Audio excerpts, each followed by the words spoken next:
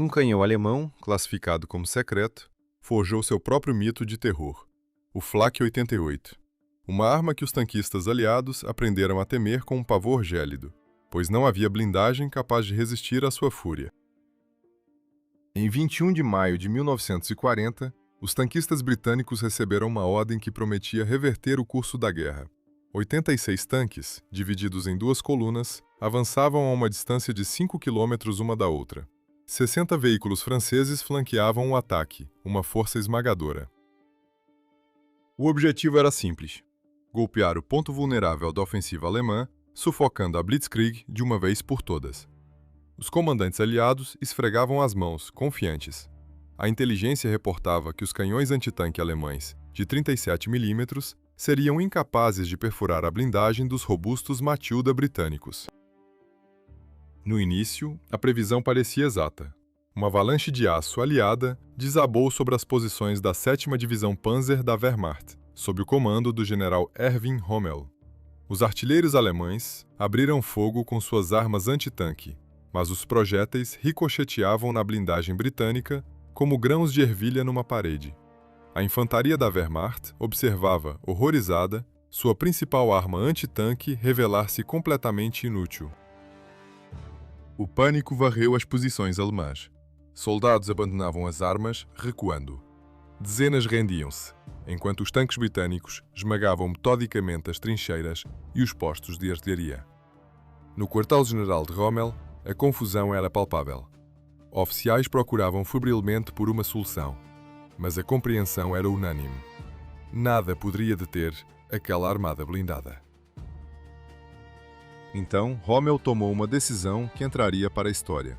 Ordenou que canhões antiaéreos de 88 mm fossem arrastados para a linha de frente, para tiro direto.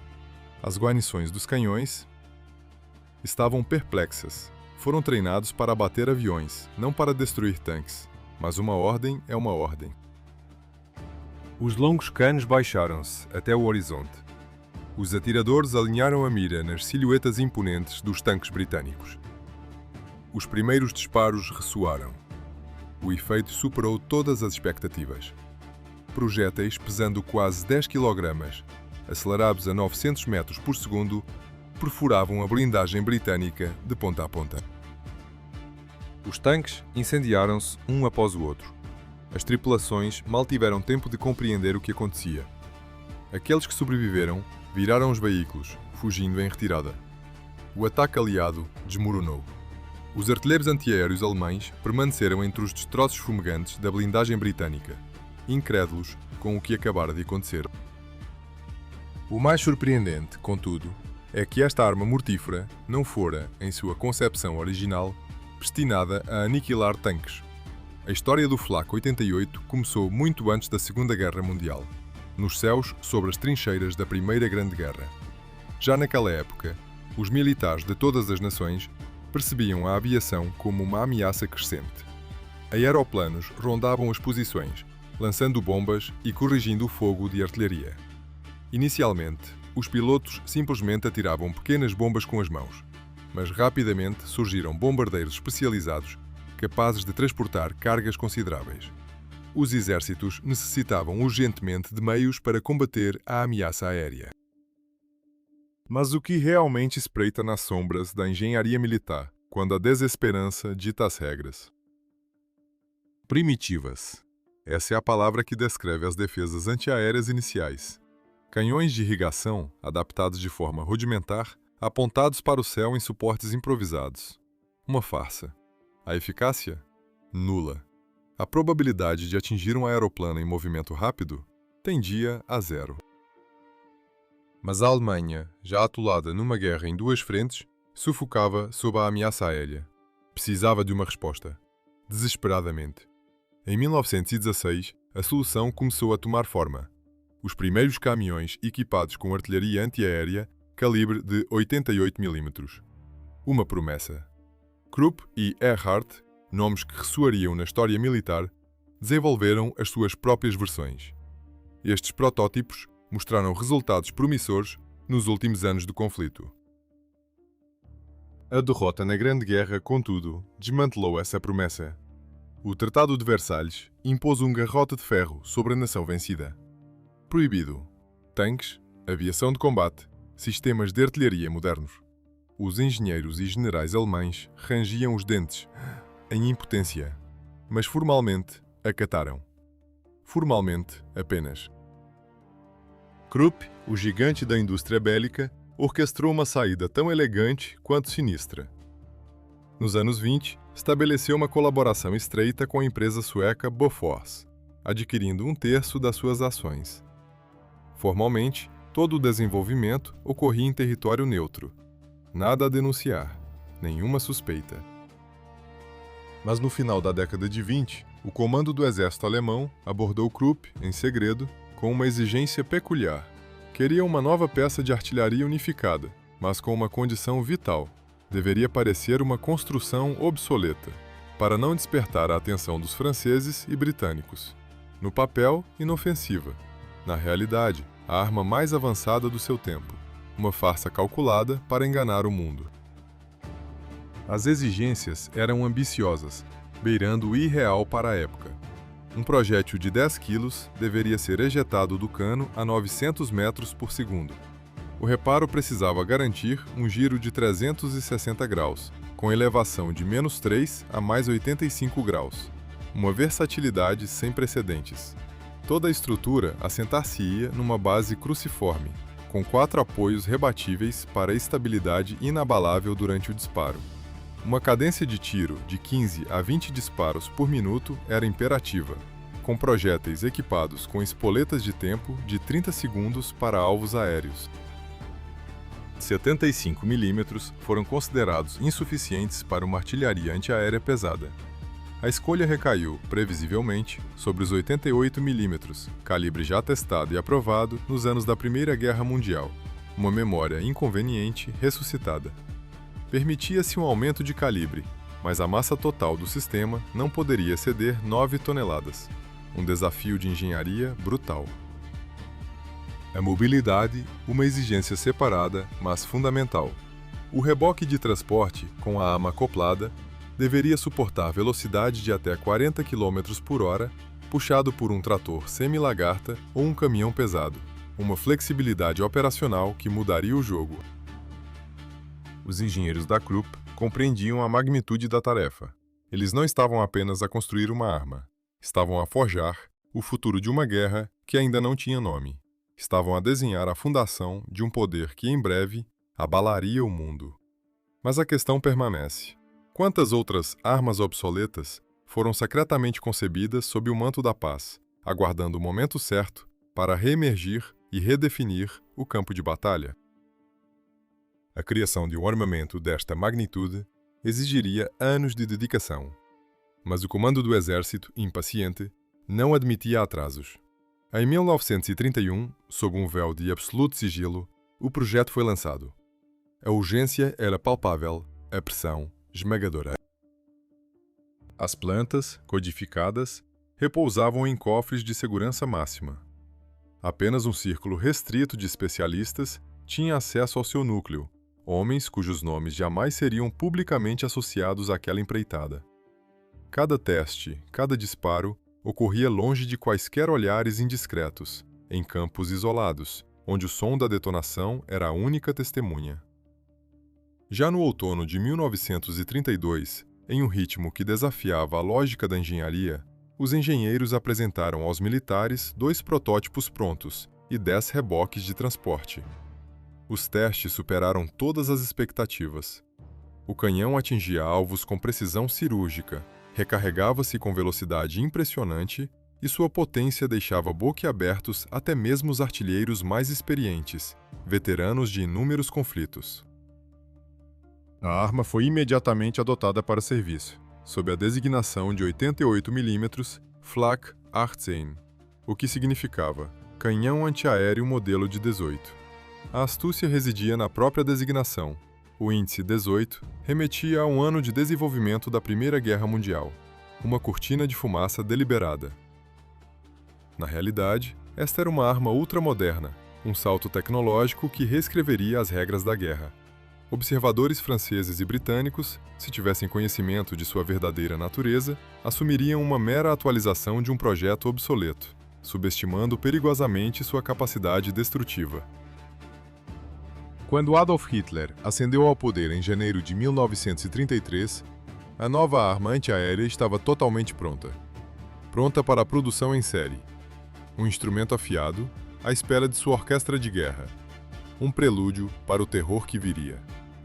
No entanto, inicialmente, o comando da Wehrmacht via o Flak 88 exclusivamente como um escudo. Uma defesa aérea estática, posicionada em torno de grandes cidades, centros industriais vitais e bases militares estratégicas. Uma barreira contra possíveis incursões aéreas inimigas. Ninguém, então, concebia seriamente a sua aplicação devastadora contra alvos terrestres. Uma falha de imaginação que custaria caro. Com a escalada implacável das tensões na Europa, a arma passou por várias modernizações cruciais.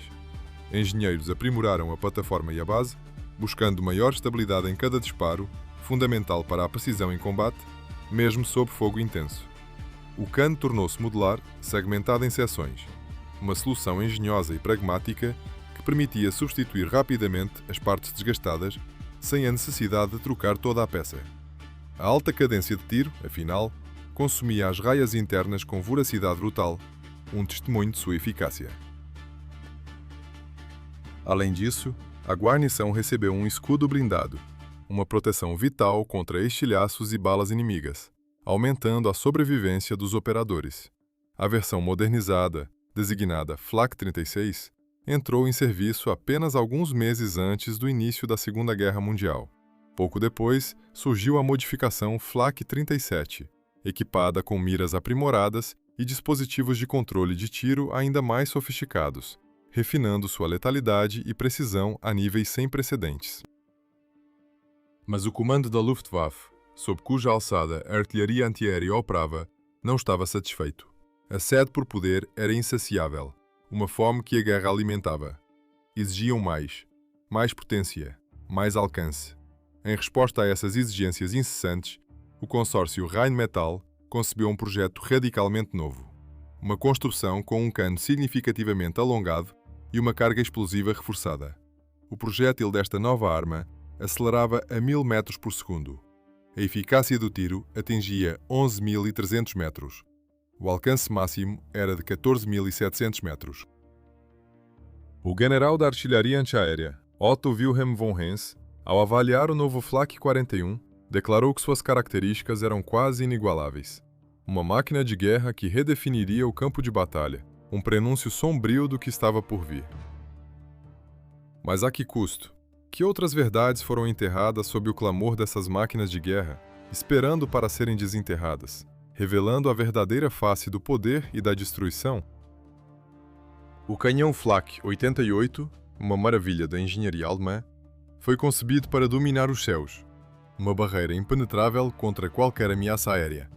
Contudo, o seu verdadeiro batismo de fogo não ocorreu sobre as cidades da Alemanha, mas nas planícies poeirentas de uma nação dilacerada pela Guerra Civil.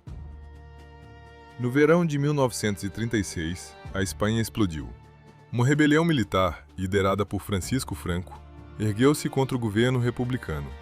Adolf Hitler, perspicaz, viu no nacionalista espanhol um aliado em potencial, um campo de testes para suas ambições militares. A ajuda alemã foi imediata, mas disfarçada. As forças leais a Franco estavam isoladas nas colónias africanas. A Marinha Republicana controlava as rotas marítimas, impedindo qualquer transporte de tropas para o continente. Franco implorou por assistência.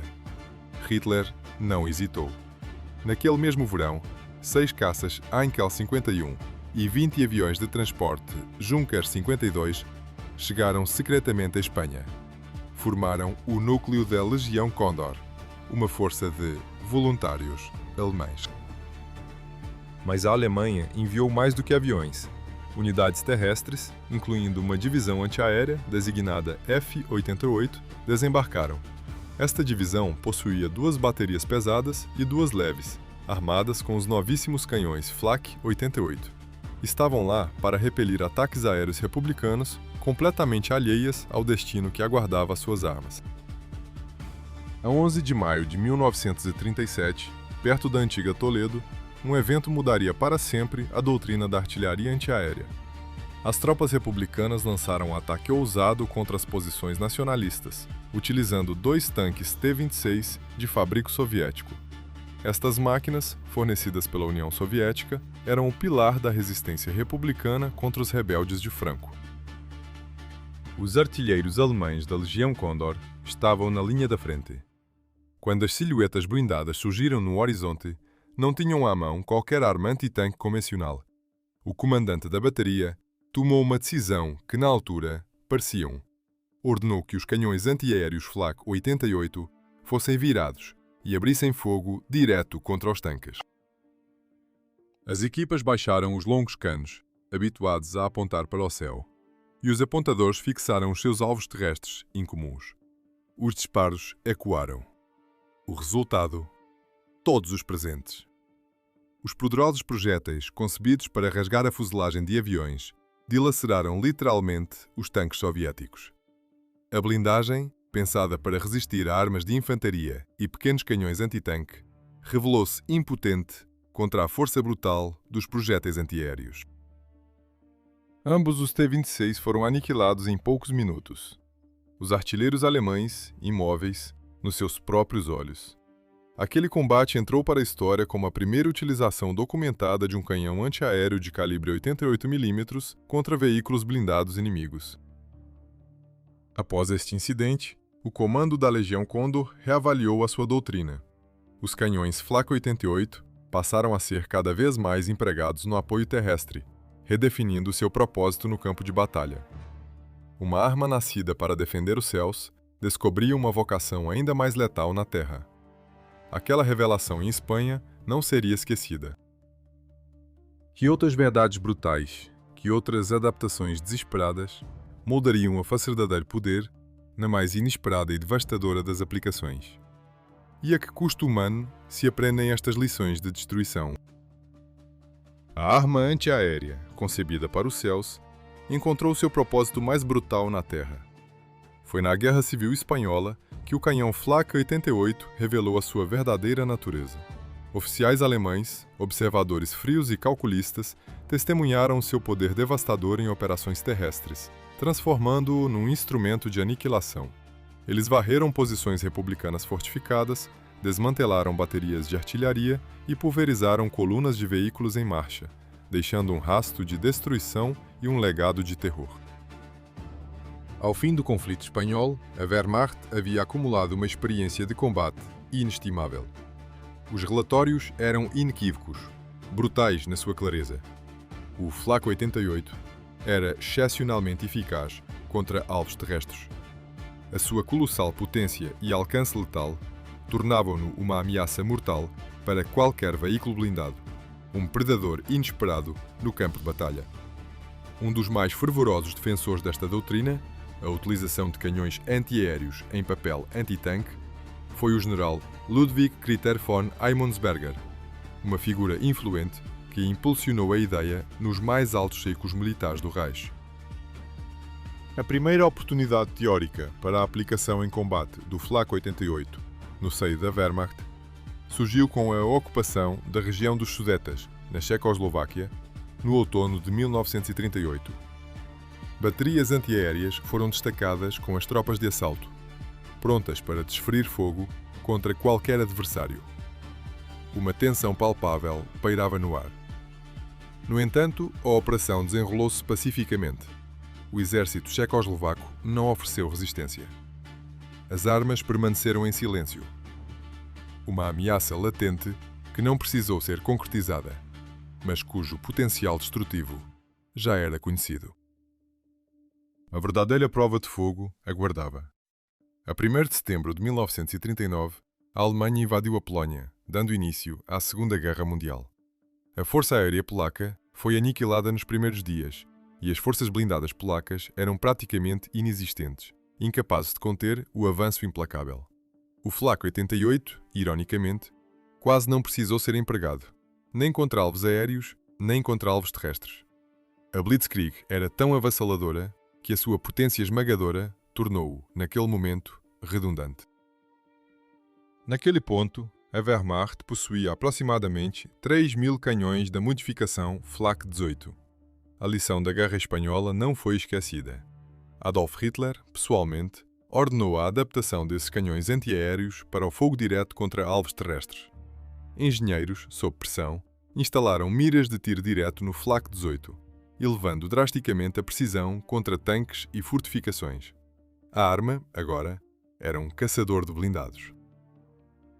Contudo, a arma possuía uma falha grave.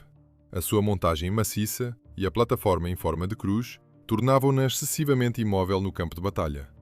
Desdobrar o canhão da posição de marcha para a de combate exigia um tempo considerável. Numa guerra de manobras, cada minuto perdido representava vidas ceifadas e o fracasso de operações inteiras. A imobilidade era um luxo que o avanço relâmpago não podia permitir. Os engenheiros alemães lançaram-se numa busca frenética por uma solução para este dilema tático.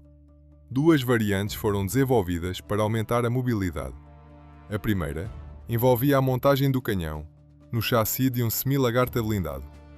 Este flak autopropulsado podia mover-se com as colunas de tanques e abrir fogo rapidamente, sem a demorada fase de desdobramento. No entanto, apenas 10 dessas máquinas foram produzidas, impedindo a sua disseminação em massa. A segunda variante recebeu um apelido sinistro, Bunker Necker, que se traduzia como destruidor de bunkers. Era uma versão rebocada do canhão, instalada num chassi blindado. Ambas as variantes apresentavam um ângulo de elevação do cano severamente limitado, de menos 4 a mais 15 graus, o que eliminava completamente a sua utilização como arma antiaérea. Estas máquinas foram criadas com um único e implacável propósito: a aniquilação. A aniquilação de quê? De tudo o que se opunha ao avanço. Bunkers, fortificações e, acima de tudo, a blindagem inimiga. A adaptação do Flak 88 não foi um acaso, mas uma decisão calculada, um testemunho da capacidade humana de transformar ferramentas para fins cada vez mais letais. Que outras ferramentas concebidas para um propósito aguardam a sua própria e sombria metamorfose, num incessante ciclo da guerra. 10 de maio de 1940. O Wehrmacht desencadeou seu ataque brutal contra a França e os países do Benelux. Desta vez, a blindagem que se erguia contra as divisões alemãs era de uma natureza diferente, mais formidável. Os tanques pesados franceses Char B-1 exibiam uma couraça frontal de 60 mm, uma barreira impenetrável para os canhões antitanque padrão alemães de 37 mm. Com amarga ironia, os soldados alemães apelidaram essas armas de batedores de porta, dada a sua patética ineficácia contra a blindagem maciça. Mas o Wehrmacht tinha uma resposta, uma que ninguém esperava. Apenas uma semana após o início da ofensiva ocidental, o canhão Flak 88 revelaria seu poder devastador. Uma bateria do 38º Regimento Antiaéreo assumiu uma posição defensiva nas proximidades da pequena cidade francesa de Montcornet. Os artilheiros antiaéreos, com uma precisão cirúrgica, camuflaram suas peças, apontando seus longos canos para a estrada, de onde se esperava a aproximação inimiga. A espera foi breve. O comando francês, em um contra-ataque desesperado, lançou uma unidade blindada, determinada a deter o avanço alemão. Máquinas pesadas, cujas tripulações estavam certas da invulnerabilidade de sua blindagem, avançaram em direção à posição da bateria. Os artilheiros alemães permitiram que os franceses se aproximassem até o alcance de tiro direto. Então, abriram fogo. O primeiro projétil atingiu um tanque de 18 toneladas, precisamente na projeção frontal. A blindagem, antes inexpugnável, estilhaçou-se com um impacto monstruoso. A máquina parou abruptamente no meio da estrada. Fumaça densa, aincieses não compreendiam o que acontecia. Estavam sendo atingidos de uma distância tão a exilação de seus camaradas, desmoronou. Abandonaram um tanque, deixando-o à deriva no campo de batalha. Tudo isso ocorreu a uma distância superior a 2,5 quilômetros. Nenhum canhão de tanque francês era capaz de engajar o inimigo com eficácia a tal alcance. Os artilheiros antiaéreos alemães abatiam o adversário como em um estande de tiro. Após o combate em Monte Cornet, a notícia da eficácia inacreditável dos canhões antiaéreos contra blindados se espalhou como um vírus.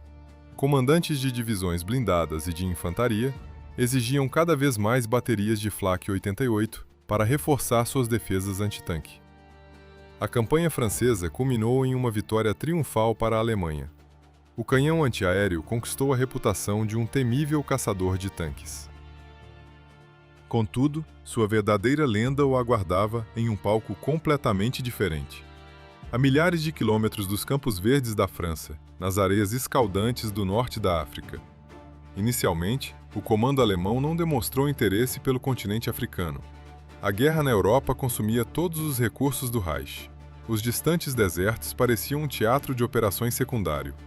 No entanto, no outono de 1940, o ditador italiano Benito Mussolini decidiu expandir seu império colonial, invadindo o Egito e a Líbia. O exército italiano, embora numeroso, enfrentava desafios logísticos e de equipamento que logo se tornariam evidentes. O deserto, com suas dunas traiçoeiras e calor implacável, apresentava um desafio que a Europa não conhecia. As batalhas não seriam travadas em florestas densas ou aldeias pitorescas, mas em vastidões abertas, onde a linha do horizonte parecia estender-se ao infinito.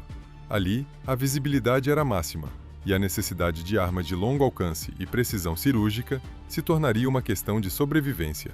O Flak 88, com sua capacidade de atingir alvos a distâncias que desafiavam a compreensão, estava prestes a redefinir a guerra blindada, não como uma ferramenta de defesa aérea adaptada, mas como a espinha dorsal de uma nova doutrina de combate. Que outras verdades sombrias poderiam emergir de um conflito que transformou uma arma de defesa em um ícone de destruição, forjando sua reputação em dois continentes, sob céus tão distintos quanto as terras que cobriam? 200.000 homens, um mar de tropas italianas, confrontavam apenas 30.000 soldados britânicos no deserto norte-africano. A vitória, para o Duce, era uma certeza matemática, um triunfo já escrito nas areias. Ninguém previu a brutalidade da reviravolta. O contra-ataque britânico, cirúrgico e implacável, desmantelou as ilusões. As forças italianas foram esmagadas, os seus flancos expostos, a sua moral desfeita. Mais de 100.000 soldados italianos caíram prisioneiros, uma humilhação sem precedentes. O exército italiano no norte de África desintegrava-se, à beira da aniquilação total. Mussolini, em desespero, engoliu o orgulho e implorou o auxílio do seu aliado alemão. Hitler não podia permitir tal desgraça para o eixo, um golpe na sua própria credibilidade estratégica. A reputação do Terceiro Reich exigia uma resposta imediata, uma demonstração inequívoca de poder. Em fevereiro de 1941, o Afrika Korps alemão desembarcou na Líbia, sob o comando do general Erwin Rommel. Era o mesmo Rommel cuja divisão os britânicos quase aniquilaram em Arras. A memória daquele combate, da fragilidade da armadura face a uma artilharia inesperada, gravou-se na sua mente. Ele compreendia o valor letal de um canhão antiaéreo quando apontado contra um tanque inimigo. A espinha dorsal do seu poder de ataque residia nos tanques Panzer III, armados com canhões de cano curto de 50 mm e alguns Panzer IV mais pesados. Contudo, os meios antitanque rebocados disponíveis para os alemães revelavam-se lamentavelmente insuficientes contra os robustos tanques de infantaria e de cruzeiro britânicos. A solução, audaciosa e não convencional, chegou na forma de um regimento antiaéreo, equipado com os canhões Flak 88. Nas condições implacáveis do deserto, os canhões antiaéreos revelaram todo o seu potencial oculto. A Luftwaffe rapidamente estabeleceu a supremacia aérea sobre o campo de batalha, libertando os Flak 88 para uma função singular: a destruição de alvos terrestres. Não havia mais a distração dos ataques aéreos inimigos. Rommel, com a sua visão tática, empregou-os como uma reserva móvel de poder de fogo, deslocando-os com precisão cirúrgica para os setores mais ameaçados da frente. As planícies desérticas, vastas e implacáveis, eram o palco ideal para o fogo de longo alcance. Não havia árvores, nem rochas, nem estruturas que pudessem oferecer um refúgio aos tanques inimigos, protegendo-os dos canos oniscientes dos canhões antiaéreos alemães. Cada disparo era uma sentença, visível por quilômetros. Em junho de 1941, o comando britânico lançou a Operação Battle Axe, uma ofensiva audaciosa destinada a esmagar o Afrika Korps de Rommel e libertar a fortaleza sitiada de Tobruk. Os britânicos mobilizaram vastas forças de tanques, confiantes de que a sua superioridade numérica esmagaria a resistência alemã. Mas foram recebidos por uma parede de fogo infernal, uma barragem letal dos canhões Flak 88. Os artilheiros alemães, em posições camufladas com maestria, pulverizavam as máquinas britânicas a distâncias onde a sua própria artilharia se mostrava impotente para retaliar. Não era um combate, era uma execução unilateral. Durante a operação, as baterias Flak aniquilaram não menos de 90 tanques britânicos. A Operação Battle Axe desmoronou-se. Os britânicos recuaram para as suas posições iniciais, deixando para trás um rastro de destruição e desilusão. Rommel, o Raposa do Deserto, cimentou a sua reputação como um comandante invencível. Um mestre da guerra móvel, capaz de transformar uma arma defensiva numa ferramenta de ataque devastadora. Apenas 5 meses após o fracasso de Battle Axe, os canhões Flak 88 voltaram a demonstrar a sua eficácia mortífera, a sua capacidade inquestionável de ditar o destino de uma batalha.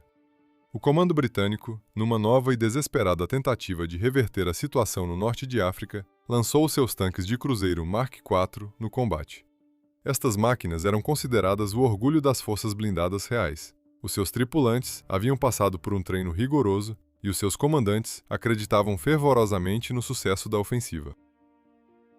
No entanto, a crença, a bravura e a tecnologia avançada seriam suficientes para superar a engenhosidade tática e a brutal eficácia de uma arma que ninguém esperava ver no campo de batalha? A cada investida britânica, a cada tanque destruído, a questão persistia, silenciosa e aterradora. Quantas mais vidas seriam sacrificadas, quantos mais recursos desperdiçados, antes que a verdadeira lição fosse aprendida, antes que o mundo reconhecesse a inevitável e fria verdade sobre a guerra moderna e as suas ferramentas de aniquilação. Nas areias escaldantes do deserto, uma ameaça invisível aguardava. Posicionadas com precisão cirúrgica, as baterias do Flak 88 já espreitavam, camufladas, em pontos estratégicos. Em apenas 2 dias de um combate brutal, estas unidades singulares aniquilaram 10 tanques de cruzador inimigos, abrindo uma passagem crucial para o avanço alemão em direção à LADM. Os poucos tanques britânicos que sobreviveram a esses ataques implacáveis contavam histórias de um adversário fantasma.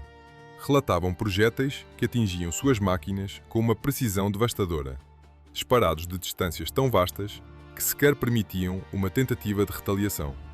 A cada impacto, a carcaça de aço se contorcia, engolida por chamas, enquanto o inimigo permanecia inatingível, uma sombra distante no horizonte. Após a queda de LADM, as forças alemãs e italianas lançaram uma ofensiva em toda a frente. As divisões blindadas de Rommel avançaram com uma velocidade rigorosa, uma lacuna imensa na linha de frente, separando as unidades alemãs das italianas.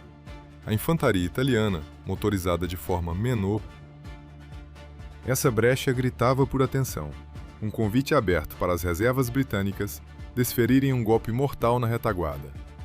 Sem tanques disponíveis para cobrir o vazio, todos os antiaéreos para aquele setor crítico, os artilheiros do Flak 88 ocuparam posições em terreno aberto, estendendo-se por quilômetros de deserto, uma linha tênue entre os exércitos aliados. A inteligência britânica não demorou a identificar a vulnerabilidade. Uma contraofensiva foi imediatamente orquestrada. Tanques, caminhões de infantaria e tratores de artilharia, arrastando canhões, avançaram em direção àquela solitária bateria. Os britânicos calculavam esmagar facilmente o punhado de artilheiros alemães, abrindo caminho para atacar a retaguarda das forças de Rommel, mas calcularam terrivelmente mal. Os artilheiros alemães abriram fogo a uma distância máxima, com uma frieza assustadora. Um a um, os tanques britânicos explodiam em chamas. Projéteis rasgavam os caminhões, transformando-os em destroços fumegantes. as equipas de artilharia britânicas eram aniquiladas e desmoronou-se. Os poucos sobreviventes britânicos recuaram em desordem, deixando para trás um rastro de destruição.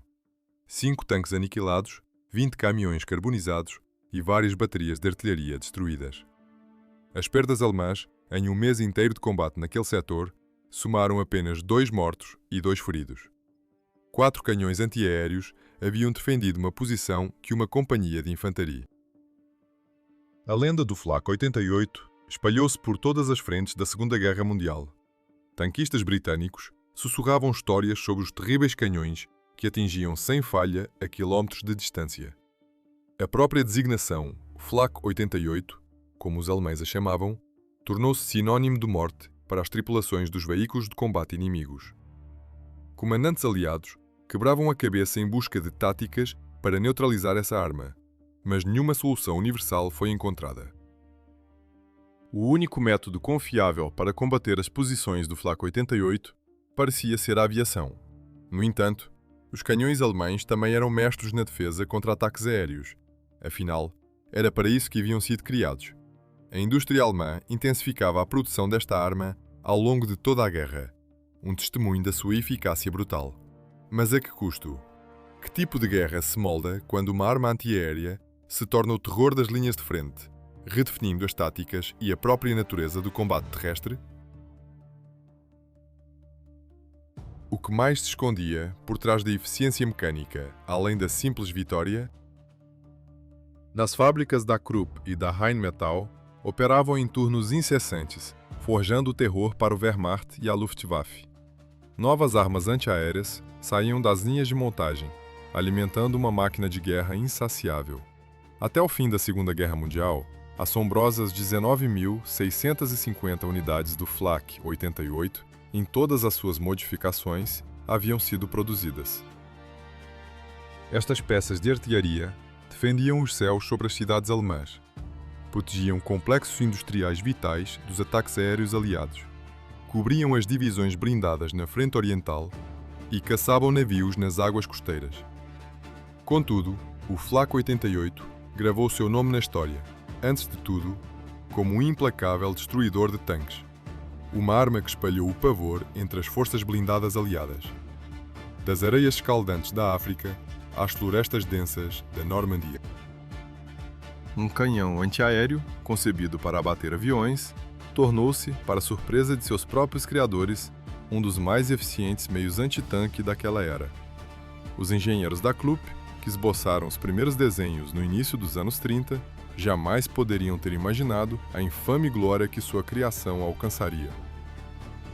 Tanqueiros britânicos, americanos e soviéticos, confrontados com o fogo destas armas, jamais esqueceram o som característico do disparo e o assobio do projétil que, muitas vezes, era a última coisa que ouviam em suas vidas. O impacto era devastador. A blindagem aliada, muitas vezes, não era páreo. E outras adaptações brutais, nascidas da desesperada necessidade de guerra, ainda permanecem ocultas sob o véu da história oficial, moldando silenciosamente a doutrina militar que hoje conhecemos.